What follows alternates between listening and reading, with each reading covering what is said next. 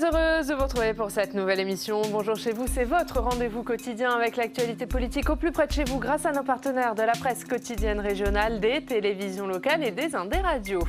Nous sommes ensemble pendant 1h30 et au menu du jour, plus de 4000 nouveaux cas en 24 heures, 28 établissements scolaires fermés. Le Covid poursuit sa progression en France et la commission d'enquête du Sénat sur la gestion de cette crise sanitaire a repris ses travaux. On va en parler avec le sénateur de la Somme, Jérôme Bignon. Il est avec nous.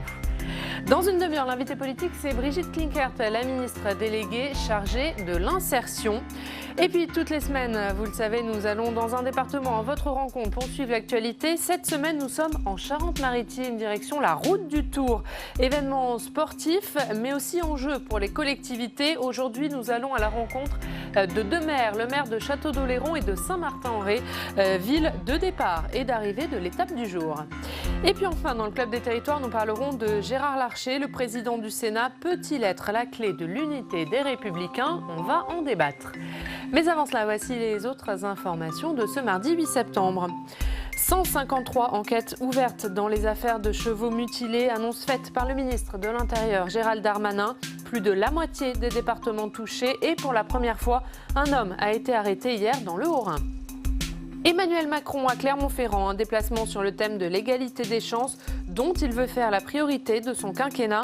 Lors de son discours au Panthéon, il a déclaré que l'égalité des chances n'est pas encore effective aujourd'hui dans notre République.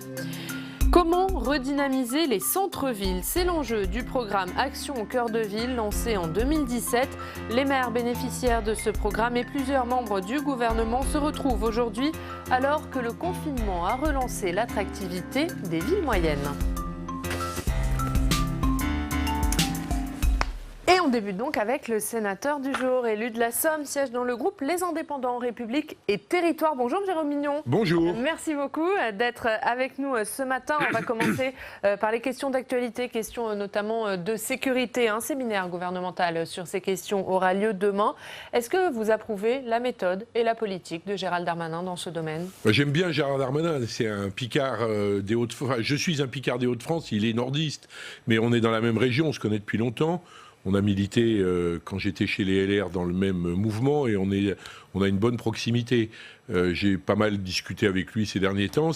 Moi, je comprends qu'il ne cache pas qu'il y a des difficultés de sécurité. Les Français le redisent, le crient, ils ont peur parfois, etc. Donc il ne faut pas avoir peur d'utiliser des mots.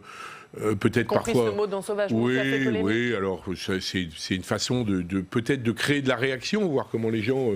Moi, ça m'affole pas. Faut pas faire toujours. Mais la réalité est là pour vous. La réalité est là. Il y a de la violence. Vous avez parlé des chevaux. C'est une forme de violence invraisemblable, mais elle existe aussi contre les hommes, entre les hommes, les bagarres entre les jeunes. On voit de temps en temps des scènes épouvantables, les violences conjugales, les violences routières, toutes ces choses-là. Il y a de la violence. Alors c'est pas non plus. On vit pas terrorisé dans les rues. Faut pas non plus exagérer. Mais ne pas en parler, c'est aussi un peu mettre le couvercle sur la casserole, quoi. Il faut avoir le courage de dire qu'il y a des difficultés, qu'il faut les régler. Et violence contre les élus aussi, hein. On va en parler, les insultes et agressions de maires qui se multiplient. Pour y répondre, le garde des Sceaux, Éric Dupond-Moretti, a publié hier une circulaire pour mieux défendre les maires victimes d'outrage. Les détails avec Flora Sauvage. Cible d'insultes et d'agressions, les maires sont au cœur de la première circulaire d'Éric Dupond-Moretti. Le ministre de la Justice veut défendre les élus locaux victimes d'outrage. Adressée au procureur, cette circulaire vise à instaurer une réponse pénale systématique et rapide, plutôt que de simples rappels à la loi. S'agissant d'insultes, le garde des Sceaux veut que soit retenue la qualification d'outrage sur personne dépositaire de l'autorité publique, plutôt que celle d'injure. La qualification d'outrage permet d'infliger des peines de travail d'intérêt général. Le texte prévoit aussi une peine d'interdiction de séjour sur le territoire de la commune pour les personnes ayant agressé des élus. Cette circulaire répond aux doléances des élus. Plus de 92% d'entre eux qui ont répondu à une consultation menée par le Sénat révèlent qu'ils ont été victimes d'incivilités, d'injures ou d'attaques physiques. Selon l'Association des maires de France, 233 maires ont été agressés en 6 mois. Des agressions qui surviennent un an après la mort du maire de Signes dans le Var, renversé par une camionnette alors qu'il voulait verbaliser les occupants qui avaient jeté des gravats sur la route. Jérôme Mignon, on a vu les détails de cette circulaire publiée hier par le garde des Sceaux. Est-ce que c'est une réponse suffisante pour vous ? C'est pas mal déjà. Je crois que c'est à la fois un signal adressé aux maires que l'État s'intéresse à leurs difficultés. C'est vrai qu'on est dans un monde qui, à certains égards, est difficile. Il y a des gens qui ont été mal éduqués, il y a des gens qui souffrent parce qu'ils sont en difficulté par rapport à leur emploi, par rapport à leur vie conjugale, par rapport à leurs enfants. Et donc ça crée des espèces de tensions. Et parfois, le maire est à l'endroit où on aimerait qu'il résolve les problèmes dans l'instantané. On croit toujours qu'un maire, c'est un faiseur de miracles. J'ai été maire pendant 21 ans. Je sais bien qu'on ne fait pas de miracle. Alors, la zone rurale, c'est d'une manière générale plus calme. Ça ne veut pas dire qu'il n'y a pas un incident de temps en temps. Mais globalement, il y a une espèce de considération pour le maire encore dans les villages. Alors, en ce qui me concerne, je lui dis, ça fait 40 ans que je suis élu, je n'ai jamais été l'objet de la moindre insulte. Mais j'ai des collègues. Vous rencontrez beaucoup de maires dans votre fonction dans le département. Est-ce que vous constatez mais j'ai pas l'impression. Dans la Somme, j'ai pas eu l'impression que ça soit un sujet tendu. C'est plus probablement dans des zones un peu urbaines ou périurbaines. Dans les zones rurales, il y a toujours des crétins dans tous les villages, malheureusement, qui sont insatisfaits, qui râlent sur tous les sujets, qui se conduisent mal. De temps en temps, les maires remettent en place, peut-être aussi, parfois, pas toujours avec beaucoup de gentillesse. Bon, voilà, il faut. Mais sur la réponse judiciaire face à ces c'est bien, est-ce qu'il y avait trop de laxisme ? Il y avait toujours un peu l'impression qu'on disait oui, on va s'en occuper, puis qu'il ne se passait pas grand-chose et que celui qui avait été insultant n'était jamais puni ou mal puni. Donc une frustration de la part des élus parce qu'ils ont l'impression d'être en première ligne. Et trop seuls. Voilà, et un peu seuls. Les gendarmes. La présence des gendarmes en milieu rural n'est plus exactement la même qu'elle a été il y a 30 ans. Les gendarmes passaient souvent voir le maire dans le village quand il passait dans le coin, dire comment ça va monsieur le maire, est-ce que vous avez des soucis, etc. Là, ils ont un peu l'impression d'être seuls. Et pas assez protégés, ils sont pas assez protégés. Oui, pas assez en contact avec les autorités. Mais moi, je vois ma préfète, elle écrit beaucoup au maire, elle envoie des papiers, elle est très, très attentive. Le mail est aussi une façon de dire, on est là, n'hésitez pas. Moi, je trouve qu'il y a une très grande... attitude une sollicitude de la préfète actuellement. Est-ce que ce sont des instructions, est-ce que c'est son caractère ? Je pense que c'est un peu les deux, sûrement. C'est utile, en tout cas, les gens le sentent un peu. Allez, on va parler de la crise sanitaire et du Covid qui poursuit sa progression en France. La commission d'enquête parlementaire sur la gestion de cette crise sanitaire a repris ses auditions. On en parle avec notre journaliste parlementaire Alex Poussard.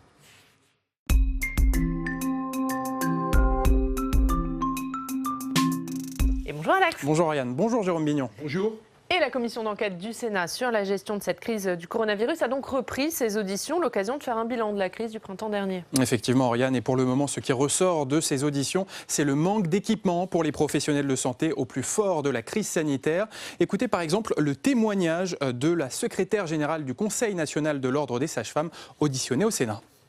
L'accès aux équipements de protection individuelle a été chaotique et cacophonique pour l'ensemble des professionnels de santé, encore plus pour les sages-femmes. Aussi, au plus fort de la crise, les sages-femmes n'ont eu accès qu'à un nombre plus que restreint de masques, marginalisant la profession et par extension la santé des femmes. Ajoutons qu'aujourd'hui encore, les sages-femmes ne bénéficient toujours pas de masques FFP2 pour prendre en charge les femmes Covid+. Et oui, les équipements qui font encore défaut pour les professionnels de santé. Les sénateurs se sont intéressés également aux personnes âgées dont beaucoup ont été trop isolées pendant le confinement avec parfois des drames. Écoutez ce qu'en pense la présidente de l'Union des centres communaux d'action sociale qui s'occupe des personnes âgées. Écoutez-la. On a trouvé beaucoup trop de personnes âgées décédées chez elles parce qu'elles n'avaient plus mangé, parce qu'elles n'avaient plus bu, ou tout simplement avec ce fameux syndrome de glissement, parce qu'elles pensaient que la vie allait s'arrêter de toute façon pour elles. Cette impossibilité d'aller voir les personnes âgées à l'hôpital, il faudra y remédier aussi avec la possibilité de donner des équipements aux personnes qui iront les visiter. C'est quelque chose d'inhumain à notre époque. Et puis, la question des tests est posée également dans ces auditions. Les sénateurs ont des remontées de terrain sur les difficultés d'accès aux tests et ils l'ont fait savoir à l'une des cadres du ministère de la Santé qu'ils ont auditionné. Écoutez. Ce qui est important, c'est la capacité aujourd'hui des acteurs, avec le nombre de réactifs, d'acteurs de labo, de réaliser 1 million de tests. Ce n'est pas de commander. Est-ce qu'il y a 1 million de tests par semaine ? Actuellement, dans ce que l'on a, on est obligé de prioriser. Tous ceux qui demandent, il y a des délais. On a les réponses 3-4 jours après, les gens ils sont pas isolés, donc on perd son temps, quoi. D'accord ? Donc c'est ça, quelle est l'optimisation que vous recherchez pour améliorer le dispositif ? Nous avons bien atteint 1 million de tests hier, réalisés. Nous avons beaucoup augmenté nos capacités. C'est réalisé. Pardon si j'ai été, insuffisamment clair, mais c'est réalisé. Voilà, au moins c'est clair, 1 million de tests sont bien réalisés chaque semaine en France. Mais concernant les problèmes de délai, le ministre de la Santé, Olivier Véran, a fait savoir que ces délais devaient se réduire dans les 2 à 3 prochaines semaines. La commission d'enquête du Sénat poursuit ses auditions durant tout le mois de septembre. Et il y a des auditions que tout le monde attend, à commencer par celle du professeur Didier Raoult le mardi 15 septembre. Agnès Buzyn, l'ancienne ministre de la Santé, sera aussi auditionnée au Sénat le 23 septembre, avant Olivier Véran, l'actuel ministre de la Santé, le 24 septembre. Des auditions à suivre en direct sur Public Sénat. Et on suivra tout ça avec vous, Alex. Vous viendrez nous en reparler. À tout à l'heure pour la revue de presse sur cette crise sanitaire, Jérôme Bignon, et cette deuxième vague qui se profile. Le Sénat qui tente de tirer un bilan de la gestion de cette crise. Est-ce que les leçons ont été tirées pour vous et est-ce que la France est prête à faire face à cette deuxième vague ? Ouais, j'ai l'impression parce que la deuxième vague n'est pas de même nature que la première. D'abord, on sait ce que c'est, il n'y a pas d'effet de surprise là, on peut l'anticiper. D'autre part, il y a quand même beaucoup de choses qui se font. On dit qu'il y a eu 1 million de tests de fait. J'ai même entendu dire hier qu'il y en a trop. Il y a des gens qui vont se faire tester tous les 2 jours parce qu'ils sont angoissés, parce que comme c'est remboursé gratuit, ce qui est gratuit, on le fait un peu n'importe comment. Et donc, il y a un comportement qui est un peu bizarre là-dessus. Donc, il faut prioriser les tests pour vous ? Ben oui, je pense qu'il faut essayer de les faire quand c'est utile. Les gens qui vont se faire tester 3 fois en une semaine, il y a quelque chose qui ne va pas. Le problème des maisons de retraite, des EHPAD, a beaucoup progressé aussi. Et puis, il ne faut pas noircir tout le tableau partout. Il y a des EHPAD où ça s'est bien passé. Moi, j'ai présidé longtemps une série d'EHPAD, puisqu'il y en avait 3 dans un établissement public de santé dans mon coin. On n'a pas eu de mort. Donc voilà, ça s'est bien passé. Ça s'est passé aussi bien que possible. Alors, ça tient à beaucoup de choses. D'abord, un peu la chance, sûrement. Beaucoup la qualité du personnel. Beaucoup aussi les gens qui sont dans l'EHPAD. Dans la ruralité, les gens sont probablement un problème de calme, d'habitude, une forme de sérénité. Alors, on a un peu l'impression, parce qu'on est gentil et qu'on râle pas, qu'on nous abandonnerait parfois un peu. Là, en l'occurrence, ce que j'ai entendu n'est pas aussi catastrophique que parfois ce qu'on dépeint. Mais bon, c'est sûr qu'on Aujourd'hui, quelle est la situation dans votre département de la Somme ? C'est pas si mal. On est plutôt, dans les 5 départements des Hauts-de-France, on est celui qui va le mieux. Alors ça ne veut pas dire que tout est parfait, mais globalement, les indications qu'a données la préfète et l'ARS très récemment sont plutôt positives. Il n'y a pas une reprise comme il y a ailleurs. Mais c'est vrai qu'on est dans la ruralité, il n'y a pas... Il y a toujours des gens qui se concentrent pour un mariage, dans un café, une fête, etc. Mais c'est plutôt calme et j'ai l'impression que ça se passe bien. Enfin, les indications que donnent les services de l'État sont plutôt positives, tant mieux. L'autre actualité au Sénat aujourd'hui, c'est l'examen du rapport de la commission d'enquête sur la pollution des sols qui sera examiné aujourd'hui. Vous avez travaillé sur ces sujets. C'était important, cette commission d'enquête ? C'est un sujet majeur à bien des égards. C'est la contrepartie de tout le travail qu'on regarde sur les pertes de biodiversité, la pollution de l'eau, la disparition des zones humides, etc. Parce qu'il y a eu, et c'est lié à l'augmentation de la population, l'industrialisation, l'artificialisation des sols pour les zones de commerce, etc. Tout ça, ça aboutit toujours dans l'eau. Et quand ça aboutit dans l'eau, ça concerne les hommes. Et quand ça aboutit dans l'eau, ça part dans les rivières. Et ça part dans les rivières, ça part dans la mer. Donc tout ça, c'est une grande boucle. On croit toujours que l'eau, c'est juste un robinet qu'on tourne et avec de l'eau qui arrive propre. Mais c'est extrêmement complexe. Le cycle de l'eau, l'eau qui s'évapore dans la mer, qui revient sur la terre avec des nuages, qui donne des gouttes, tout ça, c'est propre. Et quand ça passe dans la machine à laver de la terre, c'est pollué. Donc la pollution des sols, c'est majeur pour l'avenir de la biodiversité. Et donc l'avenir de l'homme, puisque l'homme est un élément de la biodiversité. Donc c'est une boucle à laquelle il faut faire très attention. Et on a laissé un peu, comme on met la poussière sous le tapis, on a laissé un peu la pollution des sols de côté. Alors il y a des endroits où on s'en occupait pas trop, mais il y a eu des endroits où il y a eu des mines, il y a eu des endroits où il y a eu des carrières, il y a eu des endroits où il y a eu des chantiers, on a balancé des trucs. Bon. aujourd'hui, on s'aperçoit qu'à force d'accumuler, il y a véritablement des zones qui sont en danger et qui donc, sur le long terme, vont faire que non seulement la diminution de l'eau, parce qu'il y a moins d'eau à cause du changement climatique, mais l'eau qui reste devient polluée. Et donc, il faut donc dépolluer. On se met en danger. À qui est-ce d'assumer cette dépollution? C'est à l'État pour vous? C'est l'État qui doit le faire en dernier ressort. C'est-à-dire que si l'État n'a pas fait en sorte que, en principe, c'est le pollueur qui est le payeur. Bon, c'est la règle. Mais quand le pollueur arrive à passer à travers les mailles du filet au dernier moment, si on ne le retrouve pas, c'est l'État qui doit prendre en charge une partie. Il y a les anciennes bases militaires, les dépôts d'armes, et tous ces endroits en France, on n'imagine pas le nombre de lieux qui sont pollués. J'ai présidé longtemps le conservatoire du littoral. On nous a remis des terres en gestion qui étaient dans un état absolument calamiteux. On ne se doute pas parce que ça ne se voit pas. Vous l'enfrichez après, vous mettez des buissons, etc. Vous ne voyez pas. Puis quand vous regardez, vous apercevez que c'est une catastrophe. Donc on a un vrai sujet et c'est très bien que cette commission, dont je sais qu'il travaille avec beaucoup d'intérêt, j'y suis allé un peu, mais pas assez malheureusement, parce que ça ne s'est pas bien prêté avec mon emploi du temps. Autre sujet au Sénat sur lequel vous avez travaillé, c'est l'incendie de l'usine de Lubrizol. Quasiment un an maintenant, jour pour jour, cet incendie, un rapport a été publié au mois de juin, un rapport du Sénat, et une étude épidémiologique a été lancée la semaine dernière par Santé publique France. Est-ce que vous qui avez travaillé sur ces sujets, vous redoutez un impact sur la santé des habitants? C'est difficile toujours de dire oui ou de dire non, parce que j'en sais pas grand-chose. On revient à la pollution des sols.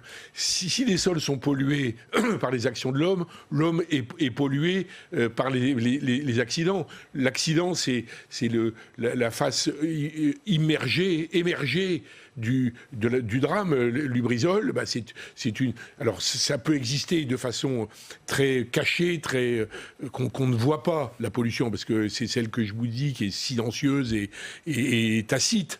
Mais il y a la pollution visible, une usine qui brûle, qui envoie des gaz dans l'atmosphère. C'est très important.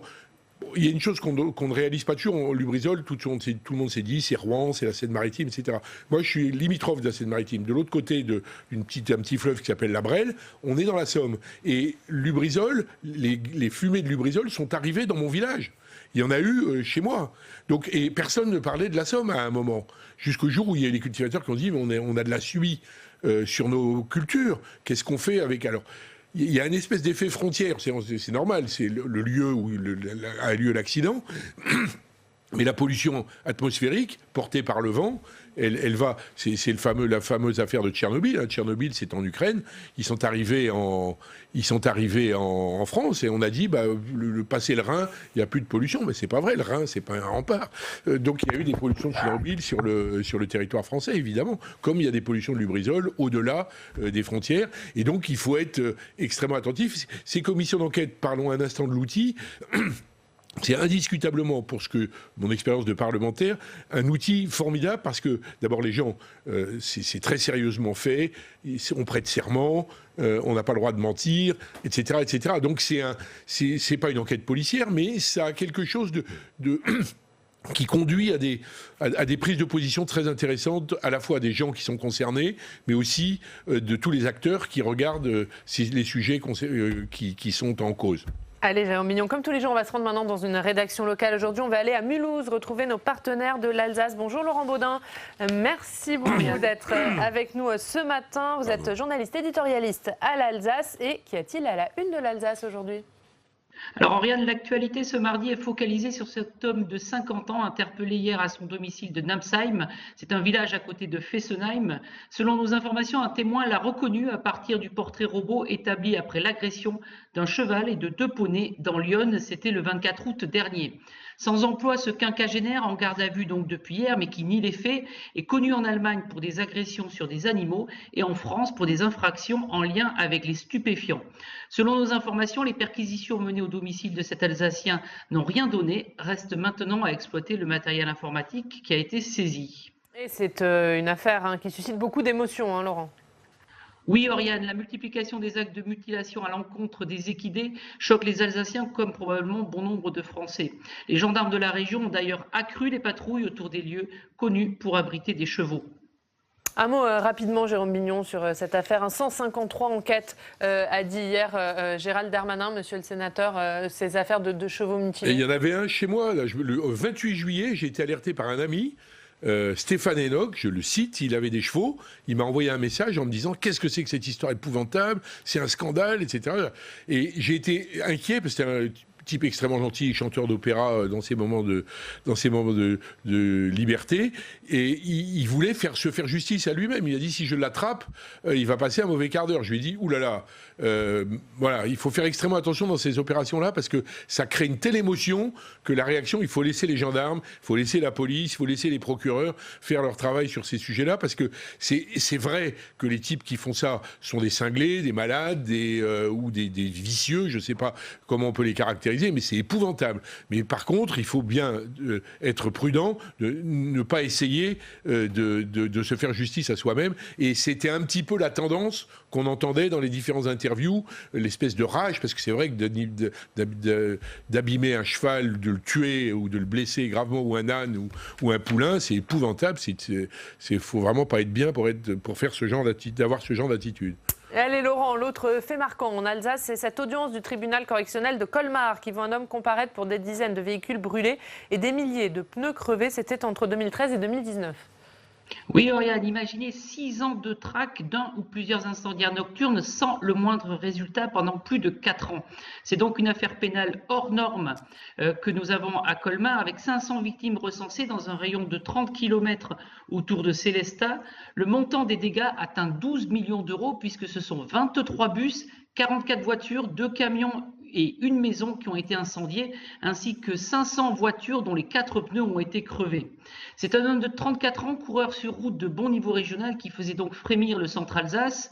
Le même homme apparaissait régulièrement d'ailleurs dans nos pages sportives. Incarcéré depuis son interpellation il y a 10 mois, Régis Hegelet encourt 10 ans de prison et 150 000 € d'amende.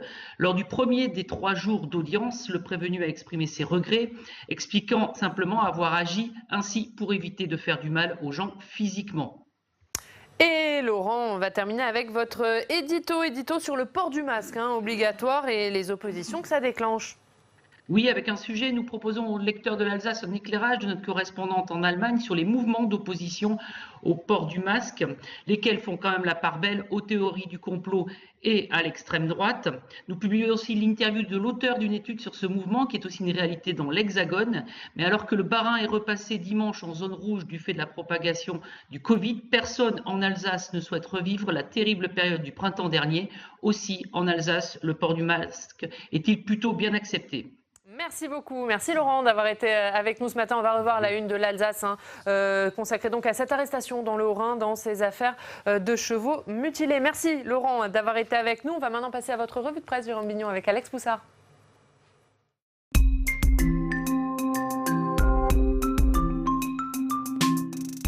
Alex, on commence avec le Courrier Picard. Avec la une du Courrier Picard qui est justement consacrée à la mutilation des chevaux. Qui en veut aux chevaux alors que les agressions d'animaux se sont multipliées cet été. Et en Picardie, les habitants s'organisent pour réaliser de la surveillance avec des rondes qui sont réalisées à tour de rôle dans les centres équestres. Et toujours dans le Courrier Picard, un autre article. Effectivement, toujours dans le Courrier Picard, où le projet de canal Seine-Nord continue de faire parler, car ce projet a été épinglé par la Cour des comptes européenne, qui estime que cette infrastructure transfrontalière, son coût a triplé ces dernières années. Mais du côté des élus et des milieux économiques concernés, qui sont très favorables au projet, on dément ces chiffres européens. On rappelle qu'une partie du canal sera achevée avant 2030 et on demande l'accélération des travaux.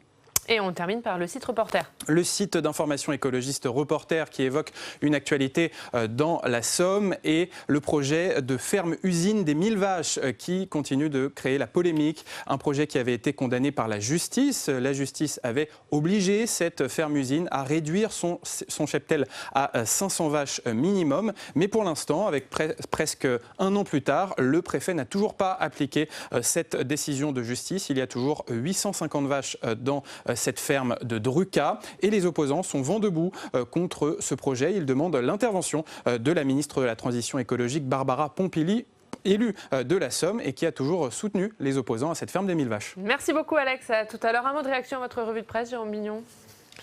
Alors, la ferme des 1000 vaches, moi je n'ai rien contre la ferme des 1000 vaches, je ne fais pas partie des opposants.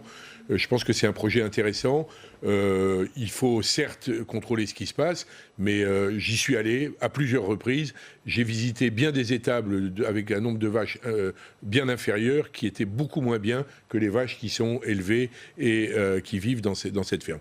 Donc je crois qu'il y a une espèce un malheur qui s'est abattu sur les voisins, qui ont l'impression qu'ils étaient mal aimés parce qu'il y avait une ferme qui s'est installée à côté de chez eux. Globalement, ça ne gêne pas beaucoup la Somme. Le canal Seine-Nord, je fais partie du conseil d'administration de l'établissement public régional maintenant, puisque ça a été régionalisé. C'est évident qu'il faut continuer ce projet. C'est un projet magnifique qui est important pour la Somme, mais qui est également important pour les Hauts-de-France et qui est important pour la France, pour l'ensemble du territoire. Et là, je ne sais pas, ce que la Cour des comptes est un peu décalée. La Cour des comptes européenne, comme souvent dans les débats sur les comptes, c'est des comptes qui sont faits plusieurs années après que les opérations aient lieu. En l'occurrence, le canal Seine-Nord est en bonne voie et il faut surtout l'aider à poursuivre. C'est essentiel pour Dunkerque, pour Lille, pour nos liens avec nos amis belges et flamands. Donc il faut y aller et c'est important pour la Picardie. Évidemment. Et un dernier mot plus personnel avec vous, Jérôme Bignon, puisque vous ne serez pas candidat aux sénatoriales qui auront lieu à la fin du mois. Vous allez quitter le Sénat. Quel souvenir marquant vous gardez de la Chambre haute? Beaucoup de bonnes choses. J'ai la chance d'avoir siégé à l'Assemblée nationale et au Sénat. J'ai été maire, conseiller général, conseiller régional, donc j'ai vécu l'arc-en-ciel de tous les mandats possibles. J'ai présidé le Conservatoire du littoral, comme je disais tout à l'heure. Le Sénat, c'est un endroit absolument formidable quand on aime travailler les dossiers. On est moins pris par l'actualité, plus pris par le long terme. Donc c'est un endroit où les gens sont sérieux, très aimables. Il y a une relation humaine qui est très forte, quel que soit le bord politique dans lequel on est. Il y a beaucoup de considérations. On est moins, entre guillemets, je ne dis pas ça de façon désagréable pour mes collègues députés, parce que je l'ai été, donc je sais bien, mais les députés sont plus agités, ils sont plus dans une espèce de précipitation. L'actualité, ils sont plus sur le feu que les sénateurs qui ont toujours l'espèce de recul, le bon sens souvent paysan, une espèce de recul sur la vie publique qui est plus calme. Ils ont géré beaucoup de collectivités quand le cumul était permis. Donc ils ont une expérience de la vie locale qui est très intéressante. C'est une très belle assemblée. Le président Larcher la préside avec beaucoup de finesse. Et donc j'aurais passé 6 ans merveilleux ici. Je suis triste d'arrêter parce que c'est un signal. Mais enfin, je vais avoir 72 ans. Donc il y a un moment donné où on a aussi le devoir de laisser la place à des plus jeunes, à des plus dynamiques, et puis aussi de faire autre chose. Et je vais continuer évidemment à m'occuper de vie associative. J'anime une grosse banque alimentaire, je préside Ramsar France sur les zones humides. Enfin bref, je ne vais pas arrêter. Voilà. Eh bien, merci beaucoup. Merci en tout cas d'avoir été avec nous, Jérôme Bignon, avant votre départ du Sénat. Passer ce moment avec vous. Merci d'être venu. Dans 2 minutes, l'invité politique, c'est Brigitte Klinkert, la ministre déléguée chargée de l'insertion. Mais d'abord, on va regarder le premier épisode de notre série sur la campagne des sénatoriales. Sandra Cerquera et Alizé Boissin ont suivi 2 candidats dans la Vienne, celui des Républicains, le président du département Bruno Belin, et celui des écologistes Thierry Perrault. Avant de regarder ce reportage, vous avez vu les autres candidats à l'élection sénatoriale dans ce département de la Vienne. On rappelle que l'élection aura lieu le 27 septembre. On regarde. Avance. Bruno Belin a bien l'intention de sillonner les 266 communes de son département. Candidat de la droite au sénatorial, adoubé par le sénateur sortant Alain Fouché, l'actuel président du département présente un avantage de taille. Ça fait 30 ans que je vis sur le territoire, donc département de la Vienne, j'ai eu l'occasion de beaucoup le quadriller. Pas besoin de GPS pour aller d'une commune à l'autre. 10 communes par jour à son agenda, Bruno Belin mène une campagne marathon. Salut Vignon, ça va ? Avec grande joie qu'on t'accueille aujourd'hui. Il lui a fallu s'organiser dans l'urgence. Jusqu'à début juin, le gouvernement parlait encore d'un hypothétique report des sénatoriales à l'année 2021. Ce jour-là, il rencontre le maire de Vernon avec son équipe. Il est venu avec Yves Boulou, sénateur LR sortant avec qui il se présente. Se porter candidat en ticket avec un visage connu est un plus. Dans la Vienne, il n'y a que 2 sièges. C'est un scrutin majoritaire. La campagne est nécessairement très personnelle. Nous comprenons évidemment le langage des maires, on comprend leur réalité quotidienne. Les sujets locaux du moment sont évoqués, comme le déploiement de la fibre optique ou de la couverture mobile. Tous les jours, je me faisais engueuler personnellement parce que pourquoi on n'a pas d'internet, pourquoi je suis en panne, pourquoi ça ne marche pas. Une campagne atypique, à cause de la crise sanitaire, le candidat LR dit ressentir davantage d'inquiétude chez les maires. Depuis les élections municipales, on n'est pas dans le même climat. Généralement, tout de suite après une phase d'élection municipale, on a une euphorie, et les demandes sont là, les projets sont là, et les maires attendent de savoir des partenaires comment les choses vont se mettre en place, et vite se mettre en place. Là, on voit bien que le maire est confronté partout à une réalité, un pragmatisme. Bonjour. Un peu de retard. En face, Thierry Perrault aimerait bien jouer les troubles fêtes. Le candidat vert est conseiller régional. Il entame sa deuxième campagne et espère cette fois profiter de la montée de son parti lors des municipales dans la Vienne. La ville de Poitiers, passée sous giron vert, lui assure 215 voix d'office sur les 1216 nécessaires. Il compte sur l'envie de changement des grands électeurs. Chaque grand électeur pourra voter pour un candidat ou deux candidats et les deux candidats de son choix. Et moi je sais qu'il y aura dans des enveloppes des bulletins qui seront panachés, peut-être dans le Nord entre Bruno Belin et moi par exemple, parce que je pense qu'il y a du côté des grands électeurs la compréhension, l'intérêt d'avoir une diversité. Pas de tournée des maires pour Thierry Perrault, il leur donne rendez-vous lors de réunions collectives. Le candidat vert dit vouloir faire campagne autrement. Ce jour-là, il rend visite à des vignerons qui se sont convertis au bio. En tant qu'élu, on a l'habitude d'entendre parler de subventions européennes, qui n'arrivent pas forcément toujours assez vite. On entend parler de réglementations contraignantes, de dossiers compliqués. Enfin... Par rapport aux aides qui sont versées par l'Europe, il y en a un petit peu moins qu'il a pu y en avoir, que ce soit les aides à la conversion et les aides au maintien. Je souhaite vraiment rencontrer des gens, des entrepreneurs, je dirais des particuliers, des gens qui sont sur le terrain, parce que les lois que l'on fait, on les fait à partir de besoins, ce sont des réponses aussi à des besoins. Thierry Perrault sait qu'il est loin d'être le favori, mais l'important pour lui est de continuer à faire progresser les idées écologistes dans cette élection sénatoriale, dont l'horizon s'annonce une fois encore résolument bleu dans la Vienne.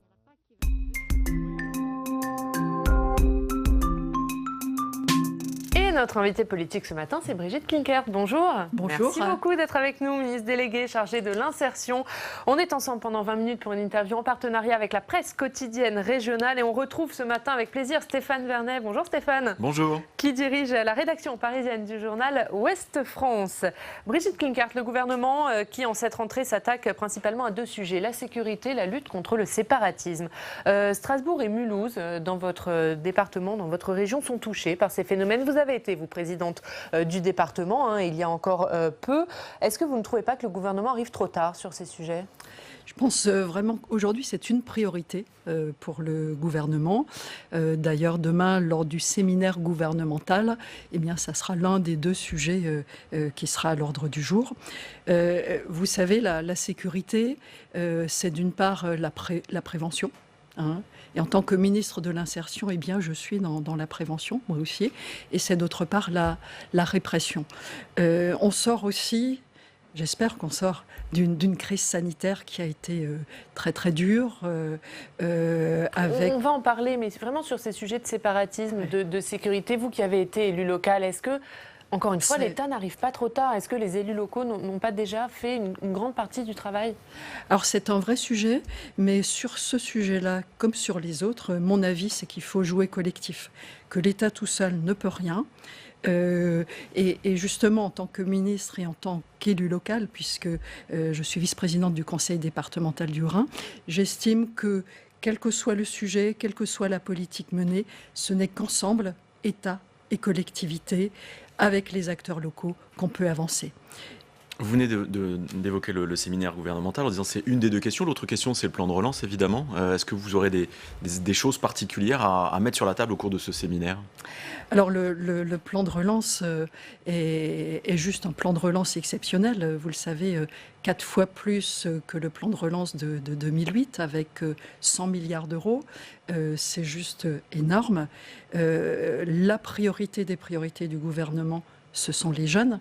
parce que 750 000 jeunes se retrouvent chaque année sur le marché du travail. Ça, c'est votre domaine. Alors, l'insertion des jeunes, mais l'insertion de l'ensemble des publics fragiles. C'est ça mon domaine. Mon leitmotiv, mon objectif, c'est de ne laisser personne sur le bord de la route. Et on le sait, lorsqu'il y a une crise économique, tout le monde souffre, les entreprises souffrent, mais ceux qui souffrent le plus, ce sont ceux qui sont éloignés de l'emploi, et parce qu'ils vont avoir encore plus de difficultés à en trouver. Et mon objectif, c'est d'être à leur côté pour leur permettre de s'insérer, de trouver un emploi.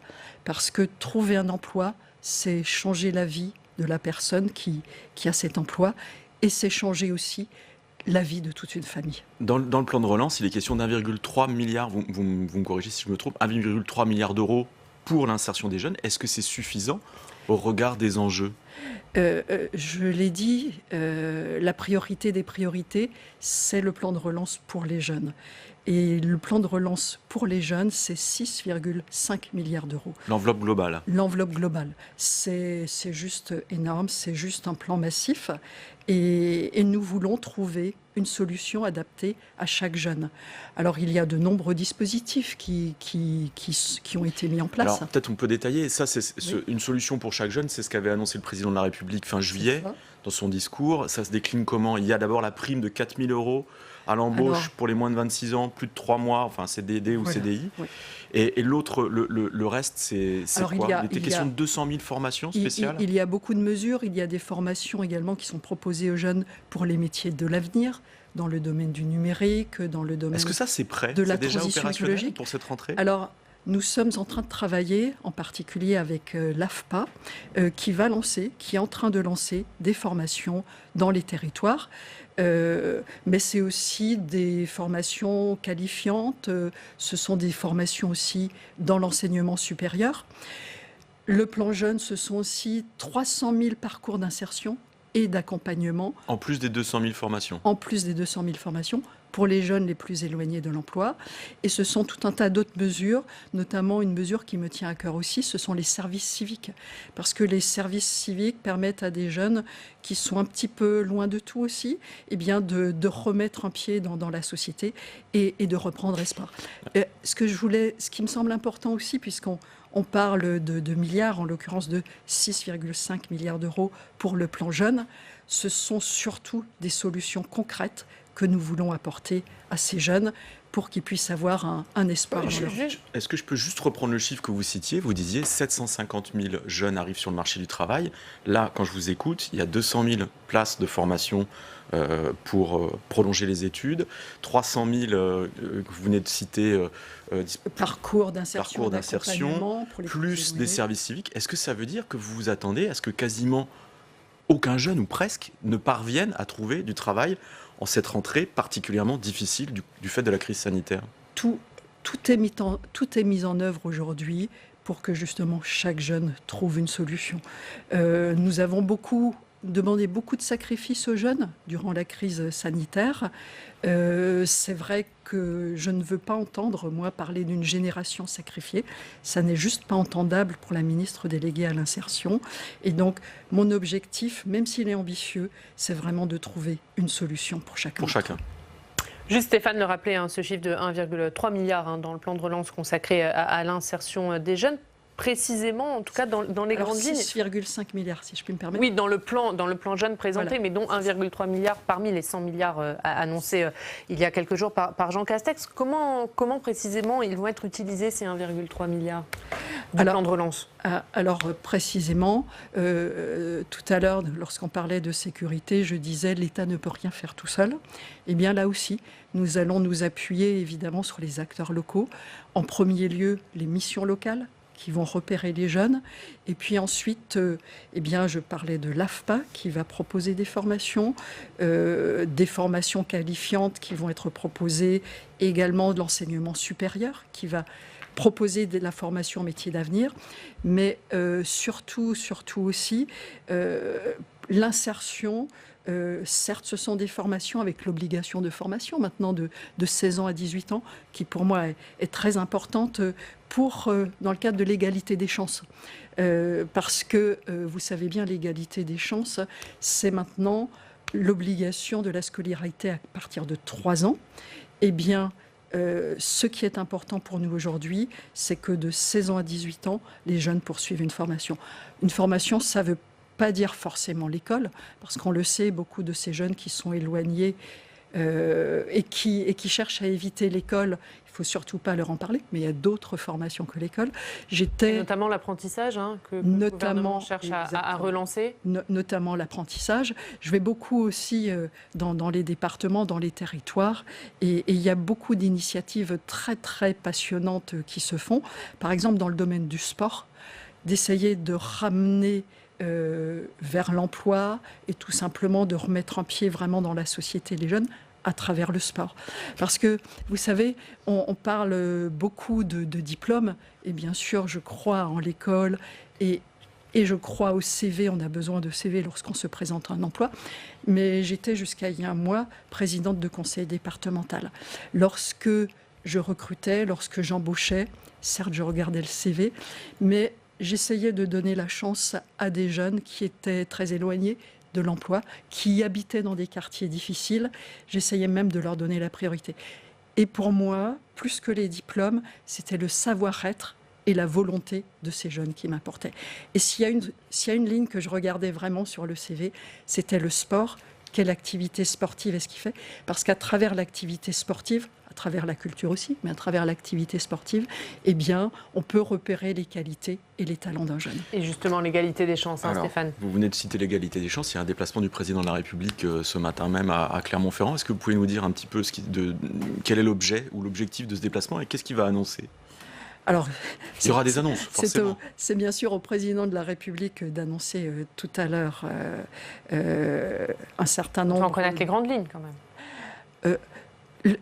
Pour moi, vraiment, vous savez, il y a la loi pour l'école de la confiance qui a été votée l'an dernier. L'égalité des chances, c'est de 3 ans à 18 ans. Il faut donner à tous les jeunes, d'où qu'ils viennent, quelle que soit leur origine, les mêmes possibilités de réussir dans la vie.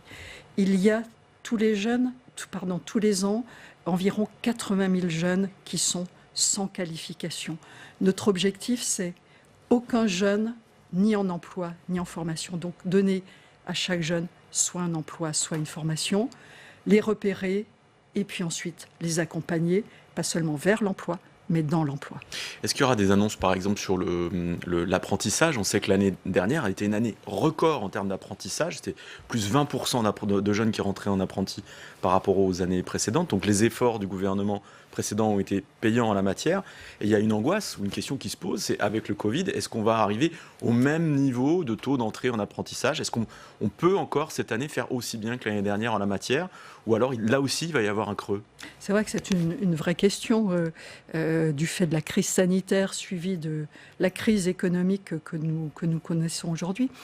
Et je sens aussi un certain nombre de chefs d'entreprise aujourd'hui un peu frileux, et on les comprend, avant d'embaucher, ils se posent beaucoup de questions, parce que c'est une responsabilité que d'embaucher, notamment que d'embaucher. Du coup, c'est quoi le coup de pouce pour les convaincre ? Le coup de pouce, c'est justement l'aide à l'embauche d'apprentis qui a été faite par le gouvernement, et c'est de leur dire aux chefs d'entreprise d'avoir confiance en l'avenir économique de notre pays à travers le plan de relance massif de 100 milliards d'euros que nous venons de mettre en place. 100 milliards d'euros, c'est juste énorme. Dans aucun pays européen voisin, vous ne retrouvez un plan de relance tel que celui qui a été lancé par le gouvernement français. Et quand est-ce que vous aurez l'assurance que cette confiance est restaurée ? Parce que 100 milliards d'euros, effectivement, c'est massif. Et en même temps, on sait bien que dans la confiance, les ressorts qui jouent, c'est pas forcément une histoire de chiffres, c'est aussi une histoire de conviction et de persuasion. À quel moment vous aurez atteint votre objectif ? Alors, l'objectif du plan de relance, c'est 100 milliards d'euros, c'est pour l'emploi et c'est pour les territoires. Ça veut dire que là aussi, il faut travailler au plus proche à les convaincre, à les expliquer. Vous savez, j'ai lancé... Alors on voit qu'il y a beaucoup de ministres qui font beaucoup de terrain depuis l'annonce du plan de relance. Ils sont partout en France, nous sommes ils partout. donnent des interviews, etc. Nous sommes partout et c'est très important. Et c'est très important. Il y a 15 jours, j'ai lancé avec Elisabeth Borne, avec Sophie Cluzel, un plan de 300 millions d'euros pour l'insertion. Là aussi, c'est du jamais vu. Et ce plan est destiné, d'une part, à soutenir les entreprises dans le domaine de l'insertion, mais aussi les entreprises adaptées, donc pour les personnes en situation de handicap, à les aider à surmonter la crise, parce qu'elles ont évidemment beaucoup souffert. Et c'est aussi un plan que nous avons mis en place pour aider ces structures de l'inclusion sociale, comme on dit, à se transformer et à se développer. Parce que quand l'économie a des difficultés, que les entreprises ont des difficultés, eh bien les entreprises de l'insertion ont encore de plus grandes difficultés. Il y avait un certain nombre de projets intéressants ont-ils été mis à mal par le Covid ou pas? Je pense par exemple au territoire zéro chômeur. Pour l'instant, il y en a 10 qui sont toujours en expérimentation. Qu'est-ce que vous allez en faire finalement? Vous arrêtez, vous étendez, vous généralisez? Avec une proposition de loi examinée à l'Assemblée la semaine prochaine. Alors justement, à partir de la semaine prochaine, le texte, la proposition de loi territoire zéro chômeur va être examinée. C'est d'ailleurs le premier texte qui va être examiné par l'Assemblée nationale à partir de l'ouverture de la session. C'est un signe. Et qu'est-ce que vous proposerez? C'est un signe pour le gouvernement et c'est un signe de l'Assemblée nationale de montrer l'importance qu'elle attache à l'insertion et à l'insertion par l'activité économique. Ce qui est proposé avec la députée Madame Verdier-Jouclas, qui est l'auteur et la rapporteure du texte, c'est l'insertion de personnes qui sont très très éloignées de l'emploi. Donc, territoire zéro chômeur existe déjà. Il y a une expérimentation qui va être... Voilà, c'est une expérimentation. Est-ce qu'il y en aura plus ? Qui est appelée à être développée. Voilà, ça sera l'un des objets de la discussion justement la semaine prochaine à l'Assemblée nationale. Territoire zéro chômeur, c'est proposer un CDI à des personnes qui sont très très éloignées de l'emploi. Et c'est donc leur donner une chance de retrouver une place dans la société et de leur redonner l'espoir dans la vie. Et à quand une généralisation ? Alors, vous savez, il y a une expérimentation qui a été lancée sur une dizaine de territoires. Nous attendons d'ailleurs encore les retours. Nous n'avons pas tous les retours. Il y a eu plusieurs rapports, parce que ça existe quand même depuis longtemps déjà. Il y a plusieurs rapports. Moi, il me semble très important de poursuivre cette expérimentation. Peut-être un jour de la généraliser, mais ça n'est pas le cas. C'est pas encore à l'ordre du jour. Pour développer le secteur de l'insertion et permettre, parce que c'est vraiment là l'objectif, aux personnes les plus éloignées de l'emploi, d'obtenir un CDI dans des entreprises qui sont dans les territoires au plus proche des préoccupations des habitants et au plus proche aussi des nécessités qui se font jour sur le territoire. J'avais juste une dernière question sur le service public de l'insertion également. Donc il y avait un certain nombre de territoires qui ont été choisis, 14 de mémoire. 14, tout à fait. L'expérimentation devait commencer au mois de mars, en plein confinement. Ouais. Du coup, est-ce qu'elle a pu avoir lieu? Est-ce que tout a été mis cul par-dessus tête? Ce sera reporté? Qu'est-ce qui se passe du coup avec le service public de l'insertion? Alors effectivement, le service public de l'insertion dans l'emploi, et j'y tiens, dans l'emploi, et a été expérimenté à partir du mois de mars. Il a été expérimenté quand même? Alors, pour dire la vérité, l'expérimentation démarre maintenant, parce que pendant la crise du Covid, ça a été très, très compliqué de le faire. Mais c'est pour moi une priorité, le service public de l'insertion et de l'emploi. Pourquoi ? Parce que dans le domaine de l'insertion, il y a des acteurs multiples sur le terrain, il y a des dispositifs qui sont multiples aussi, et donc un problème de lisibilité et de visibilité. Donc l'objectif, c'est de tout simplifier, d'avoir un interlocuteur unique pour un maximum de prestations. D'avoir, j'ai envie de dire enfin, parce que ça fait 10 ans ou 15 ans qu'on parle d'interlocuteur unique, donc d'avoir un référent unique qui accompagne tout au long de ce parcours le bénéficiaire. Et quand on parle d'accompagnement, c'est l'accompagnement social et c'est aussi l'accompagnement vers et dans l'emploi. Allez Brigitte Klinkert, on va aller dans votre département. On va retrouver Laurent Baudin qui est journaliste à l'Alsace, c'est votre journal local. Laurent, rebonjour, vous avez des questions pour Brigitte Klinkert sur la collectivité européenne d'Alsace. Oui, rebonjour Oriane, bonjour Madame Klinkert. Madame Klinkert, l'actualité politique en Alsace, outre les élections sénatoriales, c'est la disparition le 1er janvier prochain des conseils départementaux du Haut-Rhin et du Bas-Rhin qui vont fusionner donc dans une entité appelée Collectivité européenne d'Alsace. Est-ce qu'il n'y a pas un risque d'éloigner un peu plus les élus, les centres de décision des citoyens? Alors le 1er janvier prochain, c'est surtout la naissance de la collectivité européenne d'Alsace, qui est une naissance attendue. Et tous les Alsaciens, vous le savez, Monsieur Baudin, s'en réjouissent parce que c'est une co-construction qui a été réalisée entre les élus alsaciens et le gouvernement et qui va faire de l'Alsace une collectivité, non pas à statut particulier, mais qui aura une place tout à fait unique dans le territoire institutionnel français. Et qu'après Paris, après Lyon, après la Corse, eh bien, l'Alsace sera une collectivité qui aura les compétences des 2 départements, mais qui aura des compétences nouvelles qui lui viendront à la fois de l'État, et j'entends par là le développement du bilinguisme, la coopération transfrontalière, le transfert des routes et des autoroutes avec un mécanisme de régulation du transit poids lourd, puisque le transit des poids lourds en Alsace, c'est juste une catastrophe, et puis des compétences qui nous viennent de la région, notamment dans le domaine de l'attractivité et du tourisme.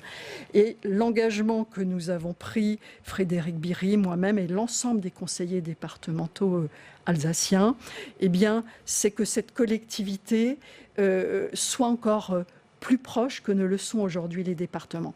D'ailleurs, lorsque j'étais présidente du conseil départemental, j'ai remis en place des animateurs dans les territoires au plus proche des élus locaux, au plus proche des habitants, pour que cette collectivité demain ne soit pas une collectivité qui soit centralisée ni à Colmar, ni à Strasbourg, ni à Mulhouse, mais qui soit partout dans les territoires. Et justement, Laurent, question sur le choix du siège de cette collectivité. Oui, le choix du siège et la question de la présidence. Est-ce qu'on n'est pas en train de revivre la guerre ou la guéguerre entre les Barinois et les Haut-Rhinois? Entre Mulhouse, Colmar et Strasbourg, quel est votre choix pour le siège de cette collectivité européenne d'Alsace? Est-ce que votre nomination au gouvernement ne laisse-t-elle pas la voie libre au président du conseil départemental du Bas-Rhin, Frédéric Biry, qui ne semble pas prêt d'accepter une présidence tournante de cette CEA? Vous savez, nous avons co-construit ensemble, élus alsaciens, avec le gouvernement, cette collectivité européenne d'Alsace. Plus que jamais, je me sens garante de la réussite de la collectivité européenne d'Alsace. Je me suis d'ailleurs exprimée en juillet à ce sujet. Le siège, pour moi, ne doit pas être un sujet. C'est le Premier ministre du gouvernement précédent, Édouard Philippe, l'avait dit, ce sont aux élus alsaciens, le moment venu, de décider du siège. Donc c'est à la nouvelle Assemblée de décider. Avec Frédéric Biry, d'ailleurs, nous sommes tout à fait d'accord pour dire que certes, sur le papier, il faudra un siège, mais cette nouvelle Assemblée pourra aussi bien se retrouver à Colmar, qu'à Strasbourg, qu'à Mulhouse, mais aussi à Saint-Louis, à Haguenau, à Saverne, etc. Ce que nous ne voulons surtout pas faire, Monsieur Baudin, c'est centraliser à l'échelle de l'Alsace. Ce que nous voulons au contraire, c'est avoir une collectivité européenne d'Alsace au plus proche des habitants. Pour moi aussi, il n'y a pas de guerre des chefs. Nous avons réussi ce projet collectivement. Eh bien, nous continuerons à le mettre en route collectivement et je suis sûre que ce sera une grande réussite au bénéfice des Alsaciennes et des Alsaciens. Merci. On a encore 2 questions à vous poser, Brigitte Klinkert. Merci beaucoup. Merci, Laurent Baudin, d'avoir été avec nous ce matin. 2 questions d'actualité. Alors, une qui concerne encore votre région, c'est la crise sanitaire. On sait que le Grand Est a été particulièrement touché par la première vague. Est-ce que les leçons ont été tirées pour vous? Est-ce qu'il est pertinent de réduire la quatorzaine comme l'envisage le gouvernement? Alors, et effectivement, notre région a été très très touchée, le département du Haut-Rhin très très très fort. J'ai passé 2 mois non plus à m'occuper de la construction de la collectivité européenne d'Alsace ou des grands dossiers, mais j'ai passé 2 mois, on peut le dire, à essayer de sauver des vies. C'était juste une catastrophe. Aujourd'hui, ce que j'ai envie de dire à tous les Français, c'est porter le masque, Les gestes barrières sont fondamentaux. Il faut vraiment que les Français soient responsabilisés, se sentent responsables des autres, parce que je ne souhaite pas que l'on puisse revivre une deuxième vague. Et c'est pourquoi aussi, pour moi, il est important que les préfets puissent prendre des arrêtés pour que le port du masque soit obligatoire dans un certain nombre de villes, notamment à Strasbourg, où malheureusement les indicateurs aujourd'hui ne sont pas très favorables. Et réduire la quatorzaine, est-ce que ce n'est pas un mauvais signal dans ce contexte d'épidémie? Vous savez, j'ai eu beaucoup de contacts avec des experts. Les experts nous disent qu'il faut aborder ce virus avec une grande humilité, parce qu'on en sait peu de choses et tous les jours on apprend autre chose sur ce virus, mais qui le lendemain éventuellement est remis en question. Donc moi je fais confiance aux experts. Allez, dernière question politique, Stéphane. Allez, sans transition aucune, très vite. En 2019, vous étiez encore aux Républicains, vous avez quitté le parti. Est-ce que aujourd'hui, vous avez rejoint La République En Marche ou est-ce que vous avez l'intention de le faire? Alors, j'ai toujours été une élue locale, engagée, dans ce que j'appellerais la majorité alsacienne. Aujourd'hui, je suis membre du gouvernement. Dans la majorité gouvernementale? Dans la majorité présidentielle. Mais vous n'avez pas pris votre adhésion à En Marche? Je n'ai pas d'étiquette politique. Pour moi, ce qui importe, c'est l'avenir du pays, c'est de servir mon pays. Et merci beaucoup. Merci Brigitte Klinkert d'avoir été notre invitée ce matin. Merci Stéphane. Demain, à votre place, ce sera Gérard Larcher, le président du Sénat, pour une émission spéciale. Il sera avec nous pendant 1 heure pour répondre aux questions des journalistes de la presse quotidienne régionale. Et on passe tout de suite au Club des Territoires.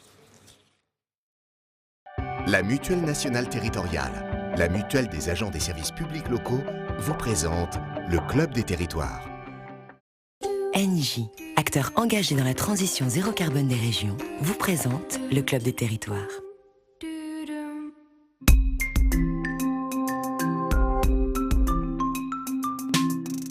La presse quotidienne régionale et les télévisions locales vous présentent le Club des Territoires.